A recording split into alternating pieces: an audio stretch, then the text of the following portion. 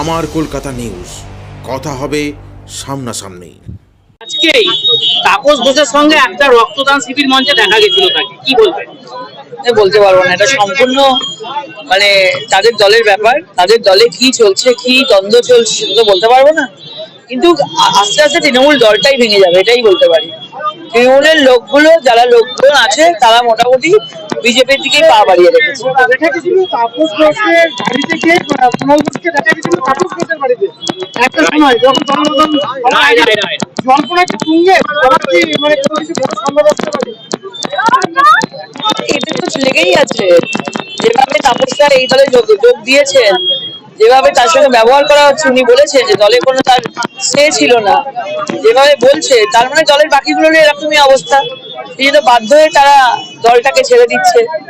বিগত দিনে তাপস রায়ও বলেছিল কিন্তু অনেকে দল বদল করবে, পদ্ম শিবিরে আসবে, এটা কি ভাবছেন? এবং হতে পারে আসলে দেখবেন পুরো তৃণমূলটাই ভেঙে গেছে, এবং যারা তৃণমূলটাকে তৈরি করেছিল আজকে তারাই দেখবেন বিজেপিতে, তারা তৃণমূলে থাকতে পারছে না, তারা বিজেপির দিকে পা বাড়িয়ে রেখেছে। আমার কলকাতা নিউজ, কথা হবে সামনাসামনি।